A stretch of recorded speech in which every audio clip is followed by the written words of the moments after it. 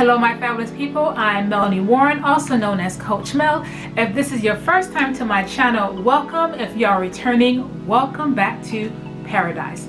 On my channel, I share things as it relates to infertility, adoption, and everything else in between. So today, do you want to find out what you can do so you don't ruin your marriage or lose your mind?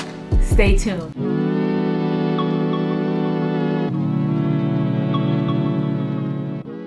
So thank you so much for joining me, my fabulous people. So I want to share with you 10 things that you need to do in order to not lose your mind or ruin your marriage. 10 things. And also make sure you stay until the end because I want to share some great information as it relates to adoption. Okay? Stay tuned. So let me tell you this. Adoption has its emotional turmoils. Okay, say that as well. It could be just as crazy and as tedious as going through infertility. But it is something that is it's just as beautiful as going through infertility. Adoption has its beauties as well.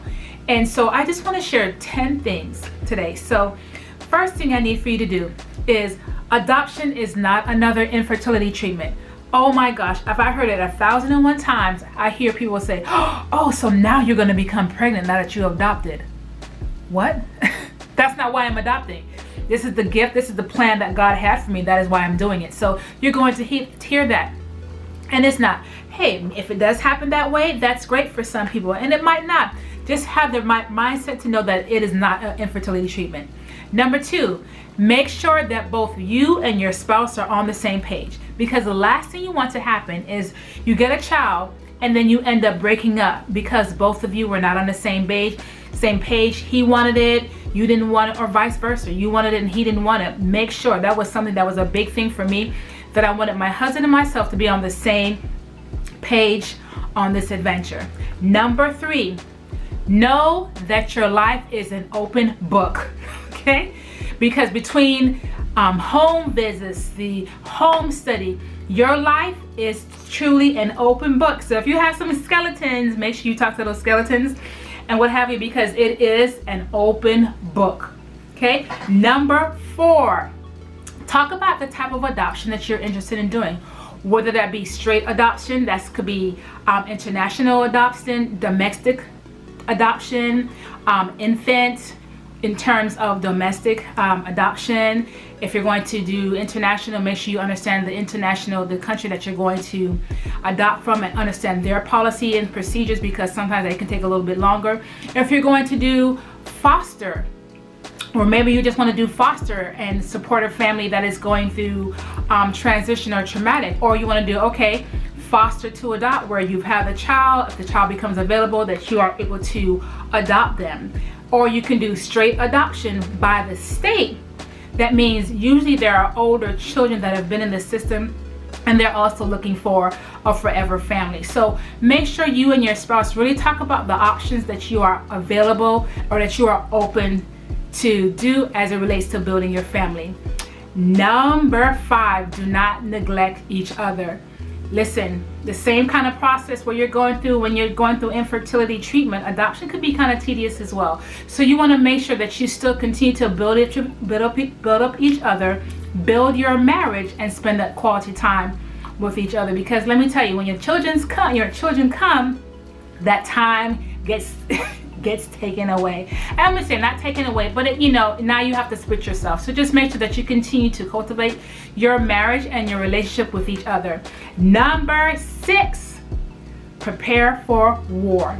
Because depending on where you're going through, sometimes it could be just the paperwork that needs to be done and getting things together, and it's like you go through one hoop and there's something else that comes up and something else. So I say prepare for war. I'm saying that don't be discouraged.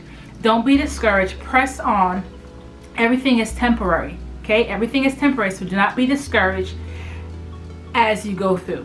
All right? Next, number 7, be optimistic. Be optimistic. Be optimistic. Because I can honestly tell you that I've had failed adoption. We were about to be placed with a little boy, and I so remembered it so vividly. And they were like, oh my gosh, you're a great match. Everything should be fine.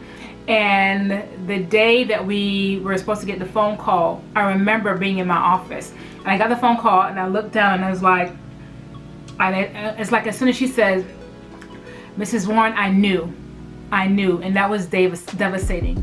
But I didn't give up hope, because when you know that this is the plan that God has for you, in spite of all the difficulties, you know that delay, and I knew that delay was not denial. So just be optimistic, okay? Next, number 8, be all in. If you are in it, both of you will need to be it for the long haul. That means spiritually, physically, emotionally, financially. Be all in. It can't be a little bit here, a little bit. You need to be all in, present in the moment. Okay, so be all in, be all in. Number 9, my fingers. Number 9, know the right time. Know the right time. You know, I think about, oh, if I should have had my kids earlier, you know, and I realized that, you know, it was not the right time. We had so many other things going on at that time as well, that it was the right time for our kids to be manifested.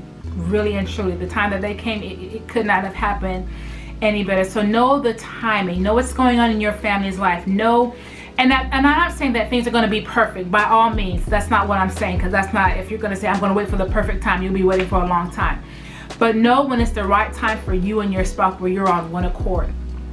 When you know that it's going to be coming to an environment that's going to be supportive, it's going to be safe and loving. All right. And then number 10, talk to each other, pray with each other, and do it often. Okay? Talk, pray, and do it often, because the lines of communication needs to be open. There needs to be where you feel comfortable in expressing in each other. And one of the things I suggest, of course, I'm going to suggest this, as well as if you need somebody, a go-between, both of you through this time of process, that's why I am a what? Infertility adoption coach. So you can always contact me as well. So as I said, thank you for staying to the end. So I want to share with you about an adoption grant that gives $20,000. Yes, and they do it twice a year. The next time they're going to be doing it is going to be May 2020. So they've done it for this year already. I was one of my fellow coaches assured me, so was telling me about it. So it's $20,000. That's what I said. The next time the application process is going to be open is May 20th. So then the name of the, hold that thought. Okay, so I want to tell you what it is. It's called Mighty Families by Adoption. You can go online. I'm going to leave the link below about it, the website, and follow them on all their social media platforms as well. So it's called Mighty Families by Adoption. So make sure you check it out if that is something that you are interested in that, because we know sometimes the money can be tight, but don't allow that to discourage that. Don't allow that to stop you from fulfilling your purpose at all, because God knows how to make a way. So thank you so much for watching. Make sure you subscribe. Do that now. I'm waiting. Great. Click the button, and also make sure you follow me on all my social media platforms as well. All right. So thank you so much, my fabulous people. Remember to pray, plan, and believe, because God is still in the business of doing miracles. Bye, my fabulous people.